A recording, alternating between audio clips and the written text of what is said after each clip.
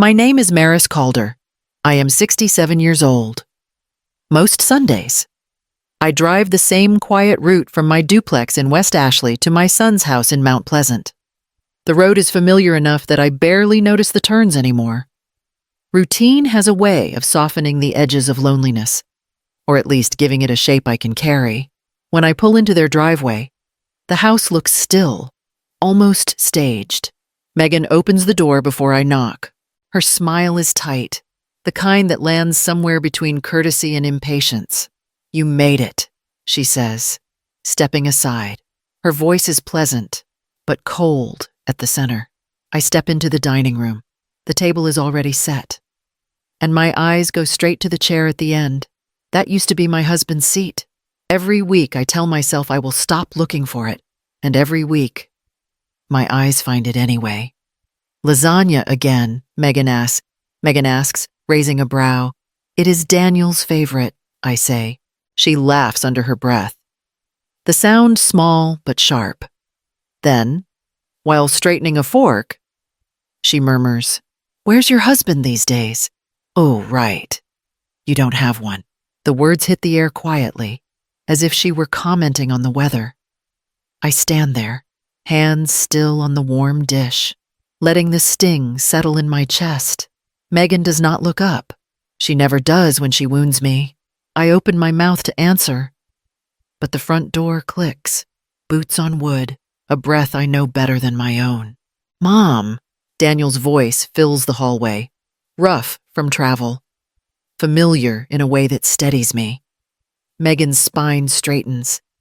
My pulse does too. He steps into the room, backpack slung over one shoulder, eyes moving from me to her, catching something in the space between us he has never fully seen. And just like that, the air in the house changes. Daniel crosses the room in 3 long steps and pulls me into his arms.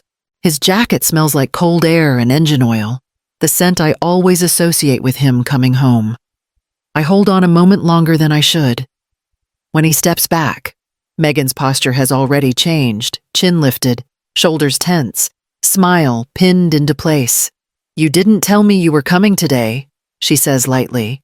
"Didn't know until this morning," Daniel replies. "I caught an earlier flight." He glances at me. "I wanted to surprise you." Megan forces a laugh. "Well, surprise." We move to the table. Daniel takes the seat beside me, and Megan's eyes flick toward the empty chair at the end, the one that once belonged to my husband, before settling into a thin line. "So," Daniel says, filling his plate. "How have things been here?" "Fine." Megan answers quickly, quiet. "Normal." I keep my gaze on my napkin. "Everything's all right." He pauses. "You sure?" Megan jumps in before I can speak. "Your mother has been wonderful. She brings food, checks in. We're lucky." Her voice is bright. Too bright. Daniel picks up on it. I see the slight narrowing of his eyes. He turns to me. "Mom, I'm fine," I say softly. "Just glad you're home." Throughout dinner, Megan drops small needles wrapped in sweetness. "Careful." "Maris." The plate's heavy. "You don't have to strain yourself. You know, you must get tired driving all the way from West Ashley." Daniel looks between us each time, trying to read what sits beneath her tone. I avoid his eyes, smoothing the edge of my napkin until it nearly tears. At one point, Megan reaches for the bread and says, almost to herself, "Some people just need purpose." Her look lands on me for a beat too long. Daniel sets his fork down. "Megan," he says quietly, warning in his voice. She lifts both hands. "Just talking." I swallow, keeping my smile steady, keeping the peace the way I always have. Daniel watches me, troubled. Sensing the weight I refuse to shift onto him, he has only a few days before he has to return to base. I will not darken his time home, even if something inside him is beginning to see what I have endured in silence. After dinner, Daniel helps me carry the empty dish to the car. Megan stays inside. The porch light behind him flickers, washing his face in a tired gold. You sure everything's good? He asks. I nod. Go rest. You only have a few days. He hesitates, then squeezes my hand. When I drive away, I feel his eyes on the back of the car until I turn the corner. The night is cool, the kind that slips into your sleeves and sits against your ribs. It reminds me of the winter I lost my husband. I was 55 then. We sold the big house off Coleman Boulevard to cover his treatments. After he passed, I moved into a small duplex in West Ashley and started working part-time answering phones at the medical center. It was enough to keep me busy, enough to quiet the rooms.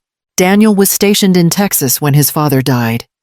He flew home, stood beside me at the funeral, and went back to base 2 days later. When he chose the Air Force, he said it was the first thing that had ever felt right. I believed him. I still do. Pride and loneliness live easy together if you let them. Over the years, I covered a lot without thinking much of it. Daniel's first transfer, the unexpected car repair, an emergency dental bill, Megan's maternity leave, a debt that came with, "We'll pay you back next month." The months stretched. I never pressed. Megan's warmth faded with every deployment. When Daniel was gone for 6 months that first time, she barely spoke to me. By the second deployment, she looked irritated when I knocked. By the third, she didn't hide the edge in her voice. Still, I kept showing up. I filled their freezer. I paid what they could not. I even kept their guest room ready for the baby they once hoped for. It made the house feel less empty, and it made me feel useful in a life that had grown very quiet. Being needed became its own kind of comfort, even when it hurt. 3 days after Daniel's visit, I come home from my shift at the medical center with a stack of mail tucked under my arm. Most of it is the usual coupons, a charity envelope, a newsletter from the church I rarely manage to attend. One pale envelope sits at the bottom, thin but official. I open it standing at the counter, not thinking much of it. The first line steals the air from my chest. Second, notice past due payment on home equity credit line. The envelope had been forwarded to me by mistake. My name printed above Daniel and Megan's address. I grip the edge of the counter until my fingers ache. I call the number listed. A recorded voice clicks through menus until a young man picks up. Thank you for calling Charleston First Federal. How may I assist you today? Yes. I received a notice about a loan, a home equity loan, but I do not own a home. He asks for my information. I read the numbers slowly. My voice tight. I hear typing. A pause. More typing. All right. Miss Calder, I see the account. It was opened 6 months ago. Opened by whom? My throat feels raw. By you. Ma'am, he says gently. We have your signature on file. I press a hand to my stomach. No, you do not. He hesitates. Would you like me to read the co-applicant's name? Something cold slides down my spine. Yes. Megan Calder. The room tilts. I steady myself against the counter. Ma'am, are you still with me? I didn't sign anything. I whisper. My voice is barely sound. I understand, he says, and I hear real concern now. If you believe there's been an error or fraudulent activity, you'll need to visit a branch and fill out a dispute form. I nod, though he cannot see me. When the call ends, the silence inside my duplex feels sharp, almost metallic. I fold the letter carefully, smoothing the creases with shaking hands. The page trembles anyway. Some betrayals cut deeper because they carry someone else's handwriting. I decide to drive to their house the next afternoon. I tell myself it is to drop off a casserole, but the truth sits heavy under my ribs. I need to see Megan's face. I need to watch her eyes when she talks. She opens the door with a brightness that feels wrong. Maris, twice in 1 week, you spoil us. Her voice is syrupy, stretched over something brittle. I was in the area, I say. Thought I'd bring this by? Oh, that's so thoughtful. She steps aside quickly. Come in, come in. Inside. She moves with exaggerated cheer, wiping invisible crumbs from the counter and humming off key. The air between us hums with tension she pretends not to feel. How have you been? She asks. Pouring water she doesn't offer me.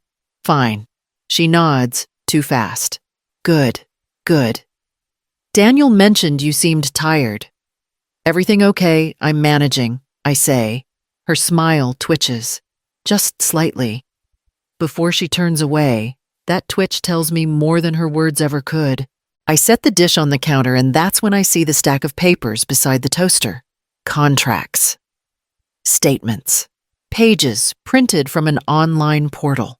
My name sits at the top of the first sheet in bold letters. Before I even touch it, Megan's hand swoops down, snatching the stack into a messy pile. Oh, those are nothing, she says quickly. Just sorting things. You had my name printed. It's routine paperwork, she snaps. Then forces her voice steady again. You know how refinancing works. I didn't know you were refinancing. She hugs the stack to her chest. It's complicated. Maris, you wouldn't understand. The edge in her tone cuts away the fake sweetness. That edge tells the truth she refuses to say out loud. As she turns to shove the papers into a drawer, I lift my phone and take 3 quick photos of the pages still lying on the counter. She hears the click of the final one and spins around. What was that? My phone, I say simply. It slipped. Her eyes sharpen. For a moment, neither of us moves. I pick up my casserole. I should go. She doesn't walk me to the door. She just watches. Stiff and pale. As if afraid the air itself has started to betray her. Daniel comes home on a short weekend pass, 2 days before he has to report back to base. When I walk into their kitchen that evening, he looks exhausted but relieved to see me. Megan, on the other hand, stands a little too straight, her smile thin and alert. Mom, Daniel says, pulling out a chair for me. Sit. You look pale. I need to talk to both of you, I say. My voice is steady only because I have practiced this moment aloud in my car 5 times. Megan's eyes flick nervously to the drawer where she hid the papers. Is something wrong? I place the thick folder on the table. I received a notice from the bank. Daniel reaches for it immediately. But Megan steps forward. Maris, maybe this isn't... I open the folder and slide the first sheets across the table. These are copies of a home equity loan opened 6 months ago. I say, under my name. Daniel's brows knit. Mom, what, you don't own property? I know. He flips to the signature page. He freezes. The muscles in his jaw lock. This is not your handwriting. It is not. Megan's voice comes out sharp.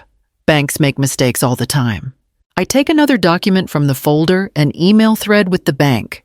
I called them. They read me the co-applicant's name. Daniel looks up slowly. Who Megan Calder? Daniel's chair scrapes hard as he stands. He stares at Megan, searching her face for a denial he can believe. Megan laughs, too loudly. This is ridiculous. I was overwhelmed. Daniel, you were deployed for 7 months. I handled everything alone. That does not explain forgery, he says quietly. She crosses her arms. Maris wants to break this family. She has never liked me. I push forward another stack receipts. Bank transfers. The years of support I never once asked them to repay. I covered medical bills, car repairs, rent gaps, thousands of dollars. Not because I wanted control, because I love you. Daniel lifts page after page. His hands shake. You did this while I was gone, he says to Megan, voice cracking. You used my mother's name. You signed for money that was not yours. Megan's face reddens. I did it for us. Daniel shakes his head. Broken. You did it behind our backs. I watch him take in everything the forged loan. The long trail of my quiet sacrifices. the truth he never saw, because he trusted the person who betrayed him. Megan whispers, "Daniel, please." He steps back from her touch. The silence at the table feels like something breaking open. Something that can never be put back the same way again. Daniel stays standing, one hand braced on the back of his chair, as if he needs something solid to hold on to. Megan circles the table toward him, palms open, voice softening into the version of herself she uses when she wants forgiveness without ownership. "I was alone," she whispers. "You were gone for 7 months. 7. Do you know what that felt like?" Daniel does not move. "Say the truth." "Megan, did you forge my mother's name?" "I handled the bills," she says quickly. "The repairs, the house insurance, everything was on me. I was drowning." "Daniel, I needed help and you were not here." He looks down at the folder again. "So you stole my mother's name?" "I borrowed it." She snaps, then catches herself. "I meant I only did it because I felt abandoned. You left me here. I left to serve." He says quietly, "You knew what my life would look like. And what about mine?" Her voice rises, sharp. "You think I married you just to sleep alone half the year? To watch other couples have families while we wait for your next deployment? I broke. Daniel, I was desperate." "You were dishonest," he corrects her. She turns to me, eyes glassy with accusation. "You wanted this. You wanted him to hate me. You have never accepted me." My breath catches, but Daniel steps between us. "Stop talking to her like that." Megan blinks, stunned. "She is my mother," he continues, voice steadying. "She has been supporting us quietly for years. You used her, and you lied to me." Megan whispers, "I just needed to feel like I mattered." "Then you should have talked to me," he says. "Not committed a crime." Her face crumples. "Daniel, please, I can fix this." He takes a small step back. "You need to leave for now." "What?" Her voice cracks. "This is my home. Not until we sort this out legally. Pack a bag." She searches his face for softness and finds none. The realization knocks the air out of her. Daniel looks at me then, the weight of everything settling on his shoulders. He is choosing the truth, and the truth is choosing him back. Megan backs away slowly, as if the house itself is pushing her out. The morning after everything broke open, I drive to the legal aid office downtown. My hands stay tight on the steering wheel the whole way. A young attorney named Evelyn Harper listens as I lay out the documents. She scans each page, her expression sharpening with every line. "This is clear forgery," she says, "and identity theft. We can file immediately." She drafts the notice while I sit across from her, the room too quiet, the pen in her hand moving with absolute certainty. When she finally passes the papers to me, my name looks different, no longer something someone else can use. That afternoon, Megan is served on her own front porch. I am not there, but Daniel is. He tells me later how she froze when she saw the envelope, how her voice shook when she read the conditions. Remove Maris's name from all accounts within 30 days. Repay all misused funds in structured installments. No contact with Maris outside legal communication. She argued at first, said the papers were lies, but when she saw her own signature, she just cried. He spends the evening sitting at the kitchen table, changing passwords, updating beneficiary information, removing her from every account that once held both their names. When he calls the bank to begin repayment, his voice does not waver.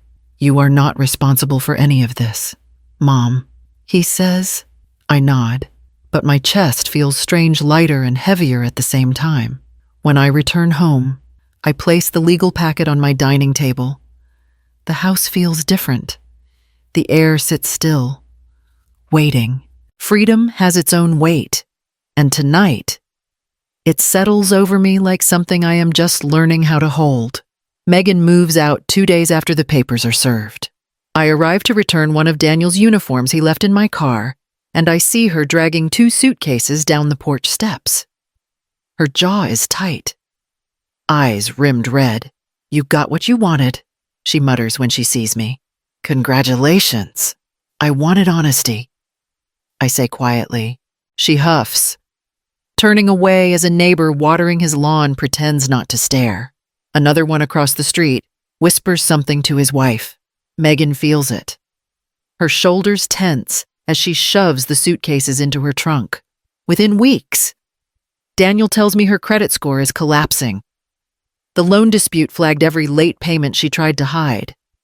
When she called her parents for help, they told her they were done fixing her mistakes. She kept saying, "You poisoned me against her," Daniel says, shaking his head. I did not answer.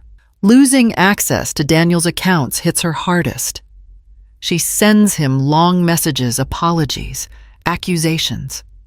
Pleas, each one more frantic. He reads them but does not respond. One afternoon, she posts online that I ruined their family. A few people comment, but her anger sinks quickly without an audience. Daniel sees it and quietly blocks her. When I visit him a day later, the house feels strangely open, as if the walls have exhaled. Boxes sit in the hallway where her belongings used to be.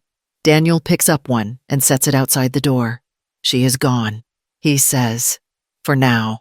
The wind carries the last of her perfume out of the house, leaving behind something still and bare, waiting for whatever comes next. Daniel comes to my duplex the night before he ships out again.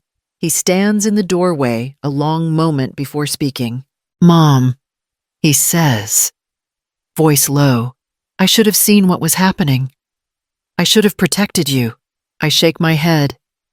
"You were serving your country. I never wanted to be one more weight on your shoulders."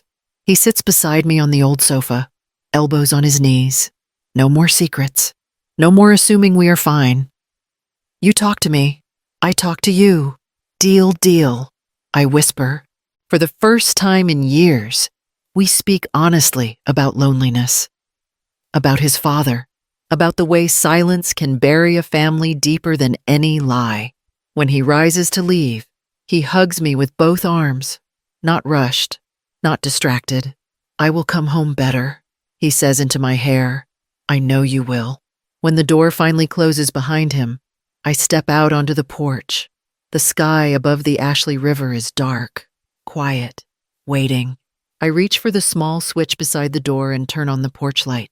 It glows warm across the steps, not for a husband long gone, not for a son heading back into the world, but for the piece of my life I am finally ready to claim.